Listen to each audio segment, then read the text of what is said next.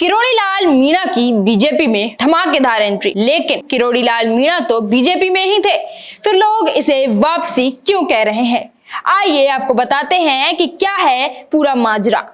आपने अक्सर सुना होगा कि किरोड़ी लाल मीणा एक ऐसे नेता हैं जो एसी में ना बैठकर धरातल पर लोगों की समस्याओं का समाधान करते हैं। दूसरी ओर बात करें राजस्थान की बीजेपी सरकार की, तो उनका प्रभाव कैसा है ये तो बच्चा बच्चा जानता है कि जब किरोड़ी बाबा किसी मुद्दे पर आवाज उठाते हैं तो सरकार किसी की भी हो उसकी तह तक जाके उसका निवारण करते हैं। दरअसल आपको बता दें कि अपनी जुबान के पक्के किरोड़ी बाबा जब ये कह दें कि अगर मैं चुनाव हारा तो इस्तीफा दे दूंगा, तो वो अपनी जुबान से नहीं हटे और टोंक सवाई माधोपुर से चुनाव हारने के बाद उन्होंने अपने मंत्री पद से सरकार को इस्तीफा दे दिया।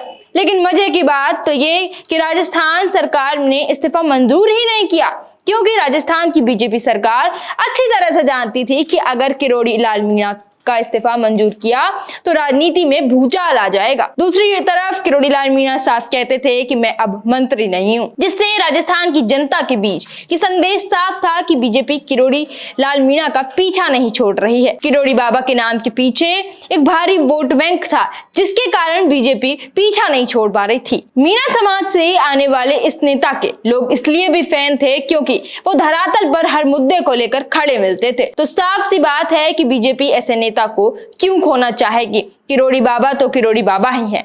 वे सरकारी बंगले और गाड़ी भी छोड़ चुके हैं और उनके चाहने वाले राजस्थान की बीजेपी सरकार को कोस रहे हैं।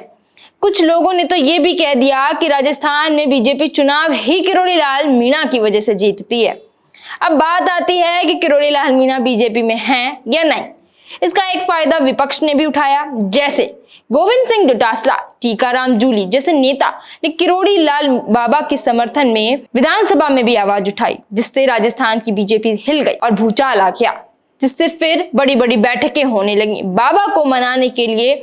पर बाबा नहीं माने और फिर एक झटका देते हुए बाबा ने कहा कि सरकार मेरे फोन टैप कर रही है और उन्होंने लगातार इस बात का मुद्दा भी उठाया। बस फिर क्या हुआ, पूरे राजस्थान में सब भजनलाल सरकार को ताना मारने लगे और फिर क्या हुआ, उनके सामने एक और चुनौती आ गई कि फोन टैपिंग वाली जो मुद्दा है वो राजस्थान की विधानसभा में भी उठने लगा। तो बीजेपी को कुछ ऐसा करना ही था कि बाबा मान जाएं, जिसको लेकर दिल्ली से लेकर राजस्थान तक बड़ी बड़ी बैठकें होने लगी। और फिर अचानक बाबा का बयान आया कि मैं कब नाराज था।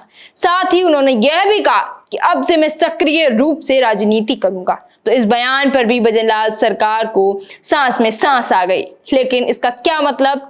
यह तो नहीं कि बाबा सरकार के मुद्दों को फिर से ना घेरे, क्योंकि एसआई भर्ती के मामले में टंकी पर चढ़ने वाले बाबा कुछ भी कर सकते हैं। अब देखने वाली बात यह होगी कि राजस्थान की भजनलाल सरकार बाबा के इस कदम को कैसे लेती है। देखते रहिए हमारे चैनल भारत रफ्तार के साथ। नमस्कार।